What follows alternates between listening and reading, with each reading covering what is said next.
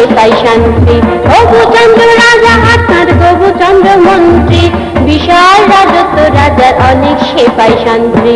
একদিন কি হলো রাজার মুখটা বেজায় বার, মন্ত্রী শান্তি সবাই চোখে দেখল অন্ধকার।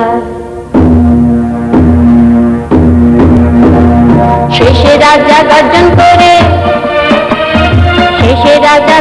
করে বলে, ওহে মন্ত্রী হয়ে আমার দিকে নজর যে নাই তবু, ফুলোর জ্বালায় ধরণীতে পা ফেলা যে নাই, এর প্রতিকার কিসে হবে ভাবো কি উপায়।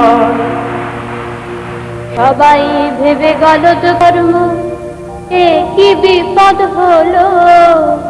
পণ্ডিতেরা ভাবেন কত নস্য যে ফুরলো, অনেক ভেবে গবু একটা বের করে উপায়। বলেন পদধূলি পাবো না রাজা, ধুলো না লাগে। শুনে রাজা বললেন রেগে,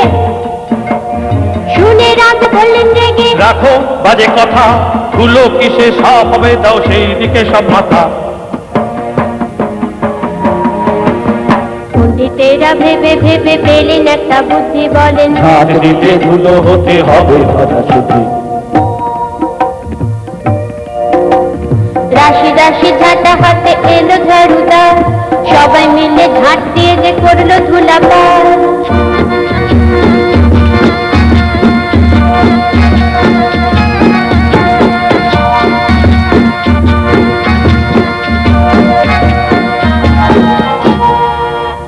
ধুলোয় ঢেকে গেল যে দেশ, হলো অন্ধকার।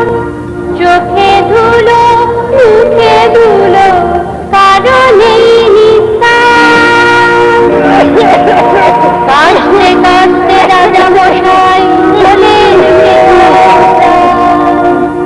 মন্ত্রী ভাবেন ধুলো মুক্তি কি হবে।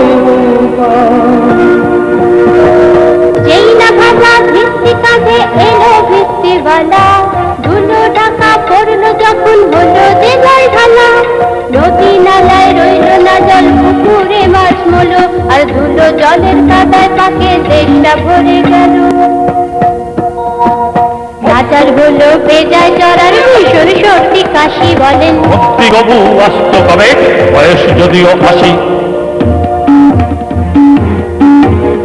এসব শুনে মন্ত্রী ভাবেন হয়ে গেল তো ধর্ম।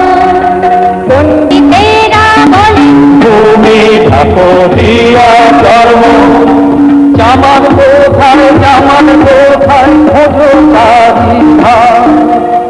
রক্ষীরা সব নিয়ে এসো যেথায় যত জামা। জামার বলে এত চর্ম আছে কি মহিতে, তাই দেশে যত পশু আছে হবে যে বোধিতে।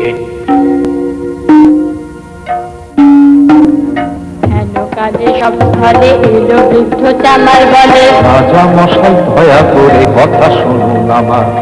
এত সব ঝঞ্ঝাটের দরকার কি আছে, অতি সহজ সরল উপায় আছে আমার কাছে। তুমি থাকা সহজ কথা নয় এত চর্ম, কি যে বুদ্ধি নির্বোধের বিফাই শুধু কর্ম। তার যে বরং মহারাজ শুনুন দিয়াম, আগে থাকুন আপনার ওই যুগল শ্রীচরণ। এই বলে এক জোড়া জুতা বের করে ঝুলি থেকে, রাজার চরণ দুটি জুতা দিয়ে দিল শুধু থেকে। অবাক হয়ে রইল রাজা জুতার দিকে চেয়ে, পরম সুখে হাঁটেন তিনি জুতা পায়ে দিয়ে। রাজা বলেন পণ্ডিতেরা সবাই অপমণ্ড, অর্থ দিয়ে পুষেছি সব অকাল কুশল্য। মন্ত্রী বলেন এই কথাটাই ছিল আমার মনে, জামার বাবা মনের কথা টের পেল কেমন। সেদিন থেকে হলো দেশে জুতার প্রচলন, আহা সেদিন থেকেই হলো দেশে জুতার প্রচলন। জুতা আজ আবিষ্কারের কথা হলো সমাপন, জুতা আবিষ্কারের কথা হলো সমাপন, জুতা আবিষ্কারের কথা হলো সমাপন।